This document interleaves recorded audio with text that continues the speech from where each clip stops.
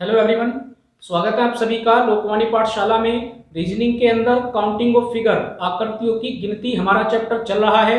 दो क्लास मैं आप लोगों को प्रोवाइड करा चुका हूं। पहली दोनों क्लास के अंदर मैंने आपको काउंटिंग ऑफ ट्रायंगल यानी त्रिभुज की गिनती के 8 से 9 इंपॉर्टेंट कॉन्सेप्ट बताए हैं। आई होप कि आपने अच्छे से क्लासेस को देखा होगा, कॉन्सेप्ट आप लोगों को समझ में आए होंगे और आप अपनी बुक से भी क्वेश्चन को कर पा रहे होंगे। अगर अभी तक आपने क्लासेस को नहीं देखा है तो आज की क्लास के डिस्क्रिप्शन बॉक्स में लिंक मैंने दे दिया है, वहां जाकर आप अच्छे से दोनों क्लास को देखें, त्रिभुज को गिनने के कॉन्सेप्ट को सीखें। कहीं पर कोई डाउट अगर होता है तो मुझे कमेंट बॉक्स में लिख के बताएं। इसके अलावा अगर अभी तक आपने चैनल को सब्सक्राइब नहीं किया है तो चैनल को भी सब्सक्राइब कर लीजिए। लोकवाणी पाठशाला चैनल का नाम है, खुद भी सब्सक्राइब करें, अपने साथ पढ़ने वाले दोस्तों से भी सब्सक्राइब कराएं ताकि आप सभी को नए कॉन्सेप्ट की जानकारी हो और हर आगे आने वाली क्लास से आप लोग अपडेट रहें। आज हमारी ये तीसरी क्लास है। आज की क्लास के अंदर मैं आपको काउंटिंग ऑफ स्क्वायर यानी वर्गों की गिनती और काउंटिंग ऑफ रेक्टेंगल यानी आयत की गिनती, तो ये सभी कॉन्सेप्ट मैं आपको आज की क्लास के अंदर बताऊंगा और आज की क्लास के बाद आपके कॉन्सेप्ट खत्म हो जाएंगे। भाई त्रिभुज मैंने आपको काउंट करने के कॉन्सेप्ट बता दिए, आज की क्लास में मैं आपको वर्ग और आयत को काउंट करने के कॉन्सेप्ट बताऊंगा, तो उसके बाद आपके ये तीनों कॉन्सेप्ट कंप्लीट हो जाएंगे और अगली क्लास से हम एग्जाम वाले क्वेश्चन को करेंगे। तो चलिए वर्ग के कॉन्सेप्ट को समझते हैं। तो भाई ये वर्ग की बेसिक फिगर होती है। वर्ग यानी स्क्वायर की परिभाषा क्या होती है? तो एक ऐसी आकृति जिसकी चारों भुजाएं बराबर हों वो क्या कहलाती है? वो वर्ग कहलाती है। इंग्लिश में हम इसको स्क्वायर बोलते हैं। तो भाई कुछ इस तरह की फिगर एग्जाम के अंदर आ जाती है और कुछ ऐसी फिगर भी आ जाती है कि अगर हमें कॉन्सेप्ट पता होगा तभी हम इस तरह की आकृतियों के आंसर दे सकते हैं। तो पहले एक बार कॉन्सेप्ट को समझते हैं। ये एक सिंपल फिगर है, इसके अंदर अगर आपको वर्ग काउंट करने हैं तो आप आसानी से कर सकते हैं। भाई ये क्या हो जाएगा? एक, यहाँ पर हो जाएगा दो, ये हो जाएगा तीन और ये हो जाएगा चार। तो आप आराम से काउंट कर सकते हैं कि इसके अंदर एक, दो, तीन और चार वर्ग तो ये हो गए और एक ये बड़े वाला वर्ग हो गया जिसके अंदर ये चार वर्ग बने हुए हैं। तो भाई टोटल कितने हो जाएंगे? तो टोटल इसके अंदर 5 वर्ग हो जाएंगे। भाई इसको वर्ग काउंट नहीं करेंगे कि कभी आप इसको भी वर्ग काउंट कर लो। अभी मैंने आपको परिभाषा क्या बताई? एक ऐसी आकृति जिसकी चारों भुजाएं बराबर हो। तो अगर आप इसको वर्ग काउंट करेंगे तो भाई इसकी चारों भुजाएं बराबर नहीं है, इसकी आमने सामने की भुजाएं बराबर हैं और आमने सामने की भुजाएं किस आकृति की होती हैं? तो वो आयत की होती हैं। अभी हम आयत के बारे में भी पढ़ेंगे, पहले एक बार वर्ग के कॉन्सेप्ट को समझ लेते हैं। तो आपने एक छोटी फिगर के अंदर आसानी से कैलकुलेट कर लिया कि यहाँ पर कितने वर्ग हैं, कि यहाँ पर 5 वर्ग हैं। लेकिन जब ये आकृति बड़ी हो जाती है, भाई इसके अंदर इन बॉक्सेस की संख्या बढ़ गई, तो अगर मैं इसके अंदर नंबरिंग करने बैठूंगा तो मेरा काफी सारा टाइम चला जाएगा, हो सकता है कि मेरा आंसर भी गलत आए। तो उस केस में हमें कॉन्सेप्ट का पता होना जरूरी है। तो आसान से कॉन्सेप्ट हैं, केवल आप समझते चलें, उसके बाद अपनी बुक से क्वेश्चन की प्रैक्टिस करें। तो भाई आपको करना क्या है, ये आपको पता होगा कि अगर मैं काउंटिंग को इस तरह से करूंगा तो इनको मैं क्या कहता हूं? तो भाई इनको इंग्लिश में रो कहते हैं, हिंदी में क्या कहते हैं? तो हिंदी में हम इसको पंक्ति कहते हैं। इसी तरह से अगर आप नीचे की तरफ काउंटिंग करेंगे तो इसको हम क्या बोलते हैं? तो इसको हम कॉलम बोलते हैं। हिंदी में इनको क्या कहते हैं? हिंदी में स्तंभ कहते हैं। तो आप रो और कॉलम को याद रखें।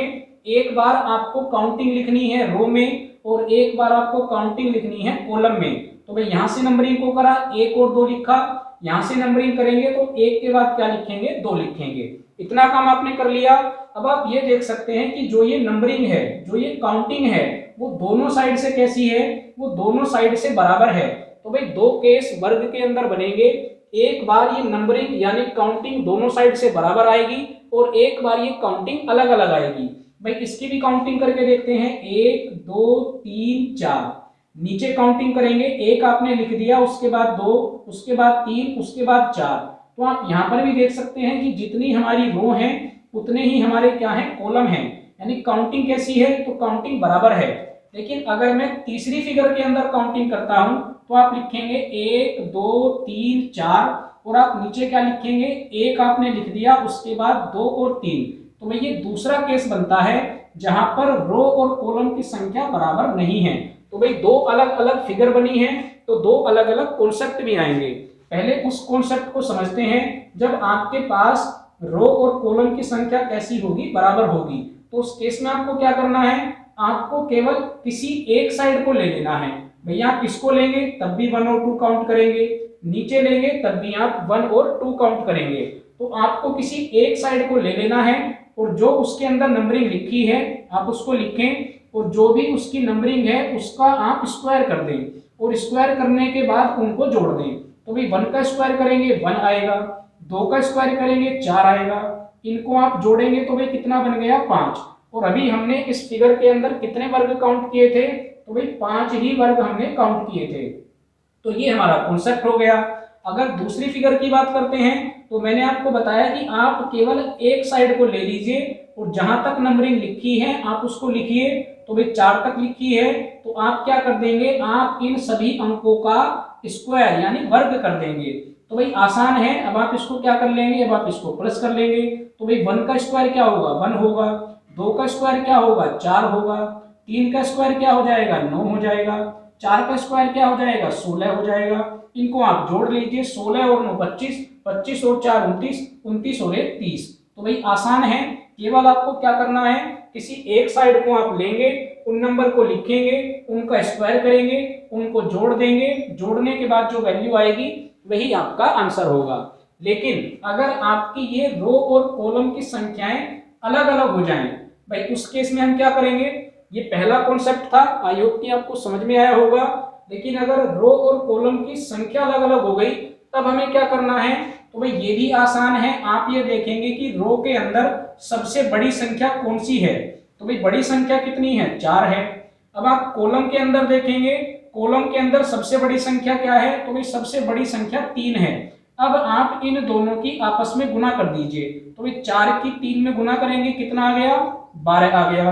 अब आप एक अंक इसके अंदर कम कीजिए, यानी रो के अंदर एक अंक कम कीजिए और कॉलम के अंदर भी एक अंक को कम कीजिए, यानी एक वैल्यू कम करनी है। तो 4 में एक कम करेंगे 3 हो जाएगा, 3 में एक कम करेंगे 2 हो जाएगा। अब आप इसकी मल्टीप्लाई करके लिखेंगे तो कितना आ गया 6। फिर से वही काम कीजिए, यहाँ पर वैल्यू को एक कम करेंगे 2 हो जाएगा, यहाँ पर वैल्यू को एक कम करेंगे तो 1 हो जाएगा। अब आप इसकी मल्टीप्लाई करेंगे तो ये कितना आ जाएगा, ये 2 आ जाएगा। अब इसके बाद जब आप अगली वैल्यू कम करेंगे तो भाई इधर वाली साइड में क्या बन जाएगा 0। तो आपको केवल ये नंबरिंग वहीं तक करनी है जहां पर किसी एक साइड में क्या बन जाए 1 बन जाए, चाहे वो रो के अंदर बने चाहे वो कॉलम के अंदर बने। क्योंकि भाई इसके नीचे अगर आप नंबरिंग करेंगे तो 1 के नीचे क्या बन जाएगा 0, मल्टीप्लाई करेंगे इधर भी क्या आएगा 0, तो उसकी जरूरत हमें नहीं है। हम केवल वहां तक नंबरिंग करेंगे भाई या तो रो के अंदर 1 बन जाए या कॉलम के अंदर 1 बन जाए, वहां तक हमारी ये नंबरिंग चलेगी।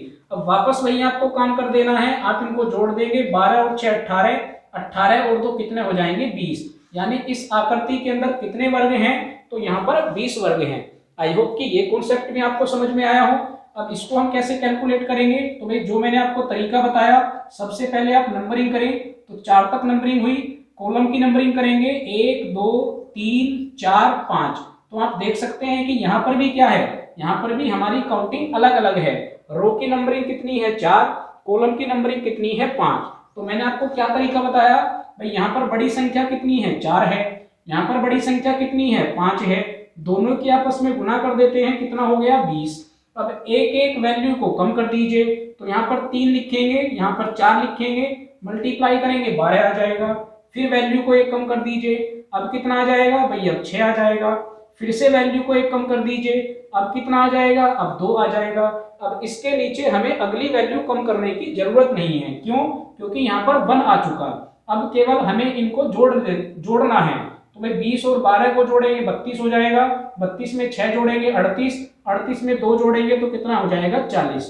यानी इस आकृति के अंदर कितने वर्ग हैं, तो भाई इस आकृति के अंदर कुल 40 वर्ग हैं। आई होप कि दोनों कॉन्सेप्ट आपको समझ में आए हों। चलिए अब आगे जो आपको 2 आकृति दी गई हैं, ये इन्हीं आकृतियों को मिलाकर बनाई गई हैं। अब इसको कैसे कैलकुलेट करेंगे, भैया आप देख सकते हैं कि एक ये वाली बड़ी आकृति बाहर बनी हुई है और उसके अंदर एक और बिल्कुल इसी तरह की आकृति अंदर बनी हुई है। भाई अगर मैं इस अंदर वाली आकृति को अलग बनाता हूं तो ये कुछ इसी तरह की आकृति बनेगी। जैसी आकृति हमने पहले क्वेश्चन के अंदर कैलकुलेट की है, ये बिल्कुल वैसी ही आकृति है, लेकिन इस आकृति को एक के अंदर एक बना दिया। अब अगर एक के अंदर एक बनाया होगा तो अभी हम इसको कैलकुलेट करके लाए हैं, और यहाँ से कितने वर्ग बने थे, तो भाई यहाँ से 5 वर्ग बने थे। कैसे भाई, यहाँ पर हम नंबरिंग 1 करेंगे, यहाँ पर नंबरिंग 2 करेंगे, फिर हम कॉलम में जाएंगे तो यहाँ पर भी नंबरिंग 2 होगी। तो दोनों साइड क्या है, दोनों साइड नंबरिंग बराबर है, तो हमें क्या करना है, इसका हम स्क्वायर करते हैं प्लस 1 का भी स्क्वायर करते हैं, तो कितना आ जाता है, 5 आ जाता है, बिल्कुल पहले वाले क्वेश्चन की तरह। इसका मतलब ये जो एक आकृति अंदर बनी है, इसने कितने वर्ग बनाए हैं, तो भाई इसने 5 वर्ग बनाए हैं। ऐसी कितनी आकृति हैं, तो एक आकृति ये है और एक आकृति बाहर वाली है। भाई यहाँ पर भी तो सेम फिगर बनी है, तो इसका मतलब 5 वर्ग यहाँ से बन जाएंगे। तो भाई टोटल कितने हो जाएंगे, 5 अंदर वाली आकृति से बने, 5 बाहर वाली आकृति से बने, तो भाई कुल कितने हो जाएंगे, तो ये कुल 10 वर्ग हो जाएंगे। तो अब काउंट करना आसान है। अगर आपके पास इस तरह की फिगर आती है तो आपको केवल ये देखना है कि ये आकृति कितनी बार रिपीट हो रही है। भाई एक आकृति से 5 वर्ग बने, तो आप देख सकते हैं यहाँ पर ये आकृति 3 बार रिपीट हुई। तो अगर 3 बार रिपीट होगी तो इसका मतलब वर्ग कितने बन जाएंगे, तो भाई 5 तिया 15, यानी यहाँ पर 15 वर्ग बनेंगे। आई होप कि ये वर्ग वाला कॉन्सेप्ट आपको समझ में आया हो। इसी तरह के क्वेश्चन आपकी बुक में भी होंगे, उसकी आप प्रैक्टिस करें। और जैसा मैंने आपको बताया है, अगली क्लास से मैं भी आप लोगों के लिए एग्जाम वाले क्वेश्चन लेकर आने वाला हूं। जो भी प्रीवियस ईयर में त्रिभुज से रिलेटेड, वर्ग से रिलेटेड और आयत से रिलेटेड जो भी क्वेश्चन पूछे गए हैं, मैं आने वाली 1 से 2 क्लास में आपको वो क्वेश्चन कराऊंगा। तो इसको एक बार आप नोट कर लीजिए। उसके बाद हम चलते हैं आयत यानी रेक्टेंगल के कॉन्सेप्ट की तरफ।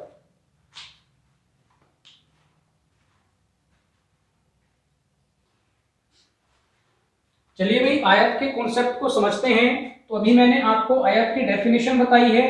भाई आयत को आप इंग्लिश में बोलते हैं रेक्टेंगल, यानी ऐसी फिगर जिसके आमने सामने की भुजा कैसी होती हैं, बराबर होती हैं, वो क्या कहलाता है, वो आयत यानी रेक्टेंगल कहलाता है। तो भाई रेक्टेंगल को काउंट करने का कॉन्सेप्ट बड़ा ही आसान है।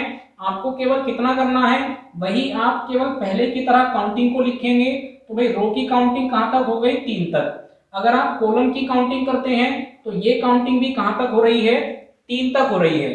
चलिए इस फिगर के अंदर काउंटिंग करते हैं, तो ये काउंटिंग कहां तक गई, 4 तक। और कॉलम की भी काउंटिंग कहां तक गई, तो भाई ये भी 4 तक गई। अगली फिगर की काउंटिंग करते हैं, यहाँ पर आप लिखेंगे 1 2 3 4 5। उसके बाद आप नीचे लिखेंगे 1 2 3। तो आप देख सकते हैं कि जिस तरह वर्ग के अंदर भाई जितनी संख्या कॉलम की थी उतनी संख्या अगर रो की थी तो हमारा कॉन्सेप्ट अलग था, और अगर ये आपकी संख्या अलग अलग हो रही थी तो हमारा कॉन्सेप्ट बदल गया था। लेकिन आयत के अंदर ऐसा नहीं है। चाहे तो आपके रो कॉलम एक जैसे हों, चाहे वो अलग अलग हों, आपका केवल एक ही कॉन्सेप्ट रहता है। और वो कॉन्सेप्ट क्या है, तो आपको सिंपली इतना काम करना है कि रो के अंदर जो आपने काउंटिंग लिखी है उनको आप जोड़ दीजिए। तो आप बोलेंगे 3 और 2 5, 5 और 1 कितना हो जाएगा, 6। इसी तरह से आप कॉलम की भी काउंटिंग को जोड़ देंगे तो भाई ये भी कितना आएगा, ये भी 6 आएगा। अब जो दोनों तरफ जोड़ के आया केवल आप उसकी आपस में गुना कर दीजिए और वही होगा आपका आंसर। तो भाई इस आकृति के अंदर कितने आयत हैं, तो भाई यहाँ पर 36 आयत हैं। अगर आप इसको कैलकुलेट करेंगे तो 4 और 3 7, 7 और 2 9, 9 और 1 10। तो भाई जोड़ के कितना आ रहा है, 10 आ रहा है। तो इधर भी जोड़ के कितना आएगा, भाई इधर भी 10 आएगा, क्योंकि यहाँ भी नंबरिंग 4 तक है। उसके बाद आप इन दोनों की आपस में गुना कर देंगे और यही क्या हो जाएगा, यही आयत की संख्या हो जाएगी। तो इस आकृति के अंदर 100 आयत होंगे। यही काम आपको यहाँ पर करना है। भले ही आपकी रो और कॉलम की संख्या अलग अलग हो गई है, आपको वही कॉन्सेप्ट लगाना है, केवल आपको इन संख्याओं को जोड़ना है। तो 5 और 4 9, 9 और 3 12, 12 और 2 14, 14 और 1 कितने हो जाएंगे, 15। ठीक है, नीचे हम जोड़ेंगे तो ये कितना आएगा, 6 आएगा। तो आपको काम वही करना है, दोनों की आप मल्टीप्लाई करेंगे और जो भी मल्टीप्लाई करके आएगा उतने ही इस आकृति के अंदर आयत होंगे। नीचे वाले फिगर को भी काउंट करते हैं। यहाँ पर आप लिखेंगे 1 2 3 4 5 6।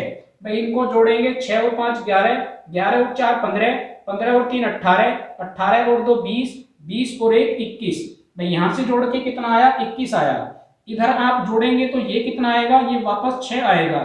3 और 2 5, 5 और 1 6। अब आप केवल 21 की मल्टीप्लाई 6 में कर देंगे तो ये कितना आएगा, 126। यानी इस आकृति के अंदर 126 आयत हैं। चलिए भाई आगे चलते हैं और एक नया कॉन्सेप्ट सीखते हैं। मैंने बोर्ड पर ये एक छोटी सी फिगर बनाई हुई है और आपको बताना है कि इस फिगर के अंदर कितने वर्ग हैं और कितने आयत हैं। तो भाई आप कहेंगे कि ये बड़ा आसान है, आपको केवल काउंटिंग करनी है। तो भाई रो की काउंटिंग करी, कहाँ तक हो गई, तो ये 2 तक हो गई। कॉलम की हमने काउंटिंग करी तो ये भी कहाँ तक हो गई, ये भी 2 तक हो गई। तो अगर आप इसके अंदर वर्ग काउंट करेंगे तो आपको केवल एक साइड को लेना है और भाई क्या कर देना है, इनका स्क्वायर कर देना है। अभी मैंने आपको बताया, तो आप बोलेंगे कि इस आकृति के अंदर कितने वर्ग हैं, तो भाई इस आकृति के अंदर 5 वर्ग हैं। अगर मैं आपसे आयत पूछता हूं इस आकृति के अंदर कितने आयत हैं, तो भाई आप रो को जोड़ेंगे कितना आया 3, कॉलम को आप जोड़ेंगे कितना आया 3, तो आपने आयत को काउंट किया तो भाई ये कितना आया 9 आया। अब मेरा सवाल आपसे क्या है कि आप मुझे ये बताइए कि सेम आकृति के अंदर वर्गों की संख्या कम क्यों है और आयत की संख्या ज्यादा क्यों है, ये मेरा आपसे क्वेश्चन है। तो भाई आप कहेंगे कि पिछले वाले सवाल में जब आपने बताया था तो आपने ये कहा था कि इस आकृति को हम काउंट नहीं करते। क्यों? क्योंकि अगर हम इस आकृति को वर्ग के अंदर काउंट करेंगे तो भाई ये वर्ग नहीं है, ये हमारा क्या है, ये हमारा आयत है। चलिए मान लिया। इसी तरह से आप क्या कहेंगे कि एक आकृति हमारी ये बनेगी तो इस आकृति को भी हम वर्ग नहीं कहेंगे लेकिन हम इसको आयत कहेंगे।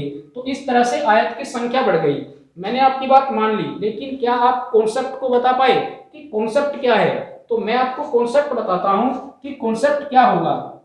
भाई मैंने आपको वर्ग की डेफिनेशन क्या बताई, तो मैंने आपको वर्ग की डेफिनेशन ये बताई है कि जिस आकृति की चारों भुजाएं बराबर हो वो क्या कहलाता है, तो भाई वो वर्ग कहलाता है।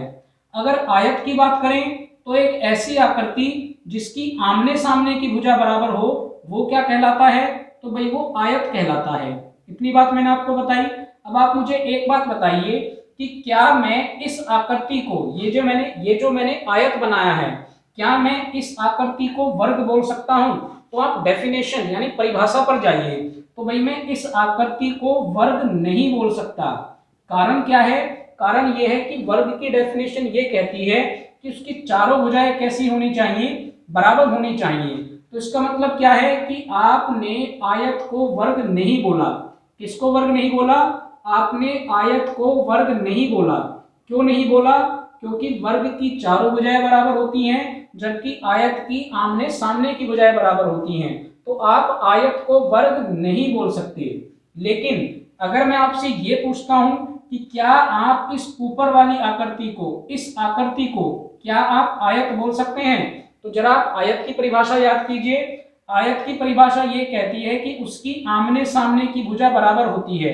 तो भाई वर्ग के अंदर तो चारों भुजाएं बराबर हैं, उसकी आमने सामने की भुजाएं भी बराबर हैं और ये वाली भुजाएं भी बराबर हैं। इसका मतलब क्या हुआ? इसका मतलब ये हुआ कि आप वर्ग को भी क्या बोल सकते हैं, आप वर्ग को भी आयत बोल सकते हैं।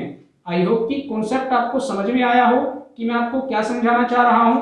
भाई हम आयत को वर्ग नहीं बोल सकते, इसको मैं वर्ग नहीं बोल सकता, लेकिन मैं वर्ग को आयत बोल सकता हूं क्योंकि आयत की भी आमने सामने की भुजा बराबर होती है और वर्ग की तो चारों भुजाएं बराबर होती हैं। तो कॉन्सेप्ट आपको क्या पता लगा कि आयत को वर्ग नहीं बोल सकते जबकि वर्ग को क्या बोल सकते हैं, वर्ग को हम आयत बोल सकते हैं। चलिए भाई आगे चलते हैं। आई होप कि कॉन्सेप्ट आपको समझ में आया होगा। जो मैंने आपको बताया कि आप आयत को क्या पढ़ सकते हैं, आप आयत को वर्ग पढ़ सकते हैं, आयत को वर्ग बोल सकते हैं, लेकिन आप वर्ग को आयत नहीं बोल सकते। तो इसी कॉन्सेप्ट पर ये एक क्वेश्चन है। आपको ये आकृति दी गई है और आपको क्या बताना है, इस आकृति के अंदर कुल आयत प्लस वर्गों की संख्या बतानी है। तो भैया आप कैसे काउंट करेंगे? आप यहाँ पर काउंटिंग को लिखेंगे 4 तक, तो ये हमारी रो की काउंटिंग हो गई है। कॉलम की काउंटिंग हम लिखेंगे तो ये हमने कहाँ तक लिख दी, ये हमने 3 तक लिख दी, ये हमारी कॉलम की काउंटिंग हो गई। अब भाई इसके अंदर अगर मुझे आयत काउंट करने हैं तो मैंने आपको क्या तरीका बताया कि भले ही ये काउंटिंग अलग अलग हो, आपको केवल क्या करना है, एक बार आप रो को जोड़ देंगे तो ये जोड़ने के बाद कितना आया 10, एक बार आप कॉलम को जोड़ देंगे, ये जोड़ने के बाद कितना आया 6, उसके बाद आप इन दोनों की गुना कर देंगे यानी मल्टीप्लाई कर देंगे तो भाई ये कितना आ जाएगा, तो ये 60 आ जाएगा। तो ये हमारे क्या हो गए, ये हमारे आयत हो गए। वर्ग की बात करते हैं तो वर्ग का मैंने आपको क्या तरीका बताया, भैया आप देख सकते हैं कि यहाँ पर नंबरिंग अलग अलग है। तो रो के अंदर बड़ी नंबरिंग कितनी है 4, कॉलम के अंदर बड़ी नंबरिंग कितनी है 3, तो आप इन दोनों की मल्टीप्लाई करेंगे 12 हो जाएगा। उसके बाद आप वैल्यू को एक कम करेंगे, इधर भी वैल्यू को एक कम करेंगे, उसकी आप गुना कर लेंगे। उसके बाद फिर से आप वैल्यू को एक कम करेंगे, फिर से आप गुना कर लेंगे। उसके बाद क्योंकि आगे नंबरिंग अगर हम करते हैं तो वो 0 बन जाएगी, तो उसको आगे करने की जरूरत नहीं है। तो भाई इसको हमने जोड़ दिया तो ये कितना आया 20। तो भाई आयत कितने आए 60, वर्ग कितने आए 20। अब आपसे पूछा गया है कि कुल आयत प्लस वर्ग की संख्या बताइए। तो अगर आप ऐसा करने वाले हैं कि 60 और 20 को जोड़ने वाले हैं और आप 80 पर टिक लगाने वाले हैं, तो यहीं पर आपका क्वेश्चन हो जाएगा गलत। इसीलिए मैंने आपको कॉन्सेप्ट बताया कि आप आयत को वर्ग पढ़ सकते हैं लेकिन वर्ग को आयत नहीं पढ़ सकते। तो अगर आपसे एग्जाम के अंदर इस तरह का क्वेश्चन पूछा गया कि आयत प्लस वर्ग की संख्या कितनी है, तो भाई हमें वर्ग को काउंट करने की जरूरत नहीं है। क्यों नहीं है? क्योंकि जब हमने आयत को काउंट किया, भाई आयत कितने निकल के आए, तो आयत हमारे 60 निकल के आए। और जब हमने इस फिगर के अंदर आयत को काउंट कर लिया है, तो भाई अभी मैं आपको क्या बता के आया हूं कि आयत हम किसको बोलेंगे, वर्ग को भी बोलेंगे। तो अगर हमने आयत काउंट कर लिए, इसका मतलब इस फिगर के अंदर हमने वर्ग को भी काउंट कर लिया। तो आयत और वर्ग कुल मिलाकर कितने बने हैं, तो ये कुल मिलाकर 60 बने हैं। तो आपको ये नहीं करना कि आप अलग से वर्गों की संख्या निकालें, भाई ऑप्शन आपको ऐसा दिया जाएगा। क्योंकि बहुत सारे ऐसे बच्चे होते हैं जो आयत को अलग काउंट करेंगे, वर्ग को अलग काउंट करेंगे, फिर दोनों को जोड़ के लिखेंगे। जबकि करेक्ट आंसर क्या है, तो भाई करेक्ट आंसर है 60। क्यों? क्योंकि आयत के अंदर ऑलरेडी वर्गों को शामिल किया जा चुका है। तो आपका सही आंसर क्या होगा, तो आपका सही आंसर 60 होगा।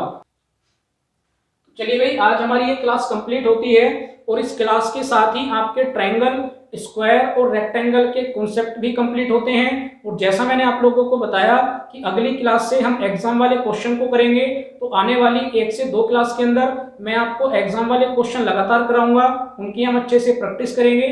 आप भी अपनी बुक से लगातार प्रैक्टिस करते रहिए।